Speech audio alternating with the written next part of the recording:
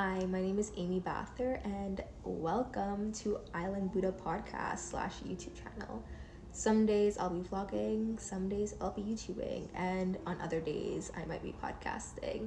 So I'm super excited to be able to just share with you guys and impart what I know and have a outlet for you guys to hear other people's perspectives as well in different formats. I hope you guys really take to that, so I'm really excited to see how that goes. This is definitely a space for intentional conversation surrounding mindfulness, self-growth, self-love, human behavior, human design, and I'm bringing on guests. And as I said, I'm dabbling in different formats because part of why I started this channel is for people to hear things from a different perspective, a different angle. What are people's thoughts on that? My thoughts, your thoughts, the mailman down the street's thoughts, the CEO of some company's thoughts. And the reason why I describe it like that is because I'm going to be interviewing people on the podcast, and it's a mix of people. I'm not just bringing on experts on whatever topic it is that we'll be talking about, because everyone has a voice and everyone has a perspective, and it's all valuable within reason. I'm not talking about extremes. I'm just talking about there's no real way to grow and expand without hearing what others have to say, even if that's something bad or something that you don't agree with. I was listening to a podcast the other day, Diary of a CEO, and I thought it was so amazing. At the end of it, he said, thank you guys for being here. I'm so happy that we could agree and disagree respectfully. It was such an informative podcast, and for him to end on that note, that just goes to show that there's so much value in what people have to say, whether it's of agreement with what you agree on or not, because that's the only way your mind is going to expand. That's the only way your perspective is going to expand, whether you use it or not. So really excited to dive into that more. I do have a few notes here so I don't forget anything. One of the things I did want to share with you guys is why I decided to start the podcast. And I feel like we touched on that a little bit. But the main reason was to share my thoughts. I always had this innate feeling that someone, or not even someone, people wanted to hear what I had to say. And for a long time, I felt like, I don't want to say imposter syndrome, but why would that be a thing? Why would people want to hear your thoughts or what you think about things? And I just had to reprogram my brain to be like, don't you watch YouTube sometimes? Aren't you interested in other people's thoughts, words, perspectives? And there's something valuable about it all, about hearing a perspective, a thought that isn't your own. And I believe in providing value and not gatekeeping and sharing anything that I know. So I definitely wanted to provide an outlet for people who wanted to hear what I had to say, especially when it comes to intentional living, because there's so much information out there. It's virtually impossible for one man, one woman, one person to know everything that they're supposed to be doing. And even still, there's so much out there that you can't even perfect that in itself. You're healing childhood trauma, you're trying to start a business, you're working in your career, you're raising children, you're getting married or you're dating, you're checking your hormone levels, you're looking at your food labeling, you're checking the material of your clothes. And it's because of the time that we live in. Yes, all those things are important, but I mean, I don't want to say anything is impossible. Maybe there's somebody out there doing all of those things, and I hope they're safe and okay. But on the channel, we definitely be talking about things like that. And it's not to say you should be doing all of those things. Somebody could be very mindful of not using too much single-use plastic, but yet still they're doing something else that's harmful to the planet in another way. And that's not to say that person is a bad person. It's just that no person could be perfect at every single thing we're supposed to be doing in order to be healthy. There's so much. There is so much. So I say all that to say, whenever you guys do hear me talk about things on the channel or on the podcast or whether I'm blogging, try not to take anything personal. Everything I talk about, I don't do every single thing every day. Sometimes I forget things. Sometimes I don't do half the things. Very valuable information. So I do want to share it and subtract, add on to whatever it is that I will be sharing. What really impacted how I think today, my mindset, my perspective, even my thoughts through the podcast, I would say definitely is my upbringing. So I was born in New York. I moved to Trinidad with my mom when I was 9. I was raised there until I was 18 with my mom and my stepdad.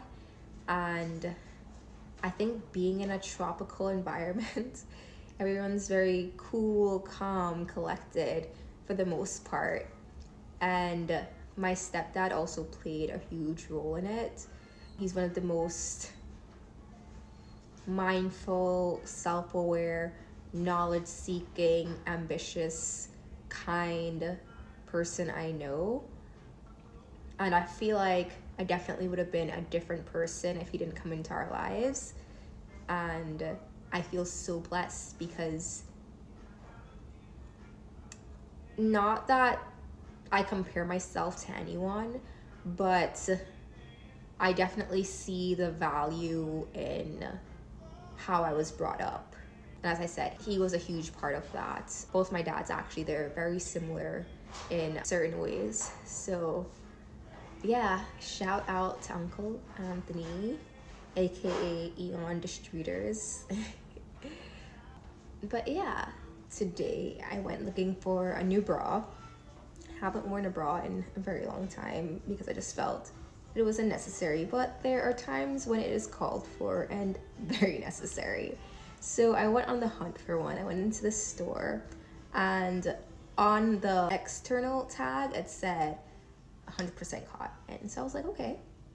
I flipped to the back and I looked at those itchy tags with all the materials on it, and it said 35% cotton, 55% polyester, and the rest of the percentage was some other material. Is that interesting? So I walked throughout the rest of the store doing the same thing for a little while, and all the materials were relatively like the same. Nothing was 100% or even at least 80% cotton. And the first thing that came to mind, other women in the store, because there's a lot of them, and I thought, A, do they know these materials are hormone disrupting? B, there kind of is no other choice, because as I said, I barely walked through at least 75% of the store, and this is why people can't shop with me, because I'm a label reader. I'm a label reader in the grocery store and when I'm shopping for anything else. It's a very serious task. I take it seriously, just as I take my health serious. I take my life seriously. I mean, there's times for fun, but when it comes to my health and things that I could prevent, I make no joke. And it's applicable across anything in my environment, whether it's people, friends, family that I'm cooking for, or my home. That rule just applies across the board. And C was affordability, because cotton is relatively an expensive material depending on the brand that you're purchasing from. So there's also an access issue, access in terms of, okay, there was something else in the store, and access in terms of, is it even economically attainable for these women in the store as well? Sometimes it's not that they lack information, sometimes it's just people can't afford it. The same thing like with organic food. Sometimes you just have to get something with GMO in it because it's cheaper, unfortunately. And those are things outside of my control. That's a whole nother level. But again, these are the things that we dig deep into on the channel. And so what does that mean for, specifically speaking, to the people that do believe that there's hormone disrupting things in the environment that play a part in our health? We can just do the best that we can. I think there's also a trade-off, even when it comes to like the economical aspect of it. Let's say you can't afford certain materials because they're too expensive. Maybe not purchasing a large number of not so great materials to buy fewer items that are of better quality, or should I say better material. That's one tactic. That's something even I have been doing myself.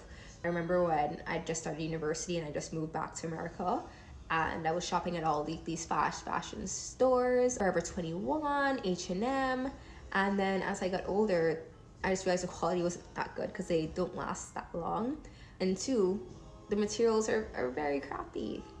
They're not good for your body. Materials that are good for your body are cotton, linen, wool, not polyester, not nylon, and there's a whole bunch of other ones.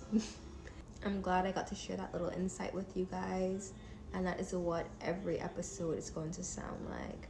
Raw, intentional, open dialogue, regardless of what the format is, regardless of who's in it, regardless of the style. And Island Buddha is more than just a podcast or a YouTube channel. It's a space for intentional dialogue. And so if you guys have made it to this end, thank you so much. I appreciate it. I hope you subscribe, engage, follow, and I invite you to comment, what does an intentional conversation feel like or sound like to you? Thank you.